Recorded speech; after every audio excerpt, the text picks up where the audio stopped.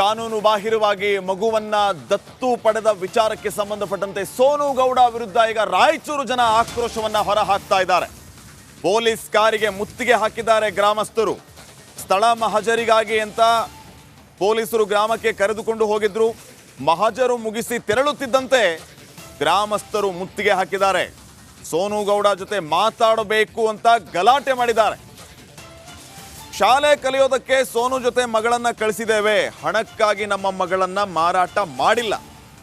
ದತ್ತು ಪ್ರಕರಣದ ಸಂಬಂಧ ಬಾಲಕಿಯ ಪೋಷಕರು ಈ ರೀತಿ ಪ್ರತಿಕ್ರಿಯೆ ಕೊಟ್ಟಿದ್ದಾರೆ. ಜೊತೆಗೆ ಸೋನು ಗೌಡ ವಿರುದ್ಧ ಆಕ್ರೋಶವನ್ನ ಕೂಡ ಹೊರಹಾಕಿದ್ದಾರೆ. ಅವ್ರ ಜೊತೆ ನಾವು ಮಾತಾಡಬೇಕು ಅಂತ ಕಾರಿಗೆ ಮುತ್ತಿಗೆ ಕೂಡ ಹಾಕಿದಂತಹ ಘಟನೆ ನಡೆದಿದೆ.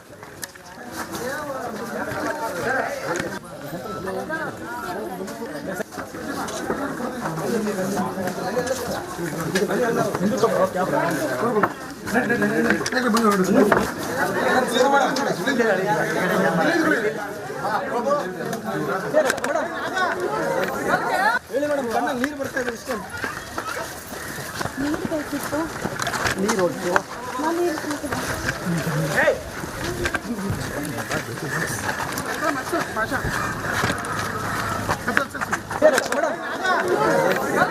ಈ ಸಣ್ಣವ್ರಲಿಂದ ಒಂದು 20-25 ವರ್ಷದಿಂದ ಪರಿಚಯ ನಮ್ಗೆ ಅವರು. ಬೆಂಗಳೂರ್ಲಿಂದ ದುಡಿಯೋಕೆ ಕಾಲು ಮರಿಕೆ ಕೆಲಸ ಮಾಡೋರು, ಕೂಲಿಕೆ ಕೆಲಸ ಮಾಡೋರು. ಹಂಗಾಗಿ ನಮ್ಮ ಅಣ್ಣ ಅಲ್ಲಿ ಬೆಂಗಳೂರಲ್ಲಿ ದುಡ್ಕೊಂತಿದ್ದ ಯಾವ್ದಾರಲ್ಲ ಇದ್ಮೇಲೆ ಆಕೆ ಅಮ್ಮ ದಿನ ವಾಕಿಂಗ್ ಬರೋದು ಇದು ಬರೋ ನಮ್ಮ ಹುಡ್ರನ್ನ ಪರಿಚಯ ಕೇಸಿ ಆ ಹುಡ್ರನ್ನ ಆತ್ಮೀಯ ಮಾಡ್ಕೊಂಡ್ಮೇಲೆ ನಮ್ಮ ಹುಡ್ರನ್ನ ಆತ್ಮೀಯದವ ಎಮ್ಮಗೆ ಅವರು ದತ್ತಕ ಅಂತೇಳಿ ಹೇಳಲ್ಲ. ಅದೇನು ಹೇಳಿ ಕೊಡಬಾರ್ದಾಗಿತ್ತು, ಏನು ಕೊಟ್ಟಳೆ ಬಿಟ್ಟಳೆ ನಮ್ಗೆ ಅಷ್ಟು ಮಾಹಿತಿಲ್ಲ. ನಮ್ಮ ಹುಡುಗಿ ನಮ್ಗೆ ಬೇಕು, ಅದು ತಪ್ಪೇನಿಲ್ಲ. ಅದ್ರಾಗಲ್ಲಿ ನಾವು ಕಳಿಸಿದ್ದೇನು ತಪ್ಪಿಲ್ಲ. ಆ ಅಮ್ಮ ಬಂದಿದ್ದೇನು ಕರೆಕ್ಟ್ ಐತೆ. ಆ ಅಮ್ಮನ ಆತ್ಮಲಿಂದ ನಾವು ಕಳಿಸ್ಕೊಟ್ಟಿವಿ.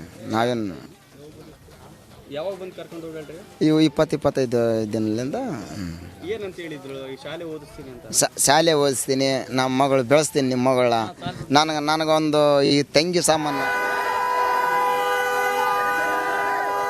ನೋಡಿ, ತಾವು ಗಮನಿಸ್ತಾ ಇದ್ದೀರಿ ಯಾವ ರೀತಿ ಗ್ರಾಮಸ್ಥರು ಕಾರಿಗೆ ಮುತ್ತಿಗೆ ಹಾಕ್ತಾ ಇದ್ದಾರೆ. ಸ್ಥಳ ಮಹಜರಿಗಾಗಿ ಅಂತ ಕರೆದುಕೊಂಡು ಬಂದಂತಹ ಸಂದರ್ಭದಲ್ಲಿ ಈ ರೀತಿ ಆ ಗ್ರಾಮಸ್ಥರು ಸೋನುಗೌಡ ಜೊತೆ ಮಾತಾಡಬೇಕು ಅಂತ ಗಲಾಟೆ ಮಾಡಿದ್ದಾರೆ. ಇದೇ ಸಂದರ್ಭದಲ್ಲಿ ಈ ದತ್ತು ಪ್ರಕರಣದ ಸಂಬಂಧ ಬಾಲಕಿಯ ಪೋಷಕರು ಕೂಡ ಪ್ರತಿಕ್ರಿಯೆ ಕೊಟ್ಟಿರೋದು. ಶಾಲೆ ಕಲಿಯೋದಕ್ಕೆ ಅಂತ ಸೋನು ಜೊತೆ ಮಗಳನ್ನ ಕಳಿಸಿದ್ವಿ, ಹಣಕ್ಕಾಗಿ ನಮ್ಮ ಮಗಳನ್ನ ನಾವು ಮಾರಾಟ ಮಾಡಿಲ್ಲ ಅಂತ ಅವರು ಕೂಡ ರಿಯಾಕ್ಟ್ ಮಾಡಿದ್ದಾರೆ. ಈಗಷ್ಟೇ ಮಾತಾಡ್ತಾ ಇದ್ದನ್ನು ಕೂಡ ತಾವು ಕೇಳಿಸ್ಕೊಂಡ್ರು. ಇನ್ನು ಆ ಮಸ್ಕಿ ತಾಲೂಕಿನ ಬಾಲಕಿಯ ಗ್ರಾಮಕ್ಕೆ ಸ್ಥಳ ಮಹಜರಿಗೆ ಅಂತ ಕರೆದುಕೊಂಡು ಹೋದ ಟೈಮ್ನಲ್ಲಿ ಆ ಗ್ರಾಮಸ್ಥರು ನೋಡಿ ಯಾವ ರೀತಿ ಕಾರಿಗೆ ಮುಗಿ ಬಿದ್ದಿದ್ದಾರೆ. ಮಾತಾಡಬೇಕು ಅಂತ ಗಲಾಟೆಯನ್ನ ಕೂಡ ಮಾಡಿರೋ ಒಂದು ಘಟನೆ ನಡೆದಿದೆ.